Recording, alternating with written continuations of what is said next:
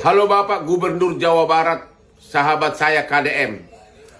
Tolong agar Bapak Gubernur memanggil itu kepala desa yang membawahi desa si anak di Jawa Barat. Yang anak itu meninggal, cacing di seluruh tubuhnya sampai keluar dari hidung, dari mulut, dari kuping.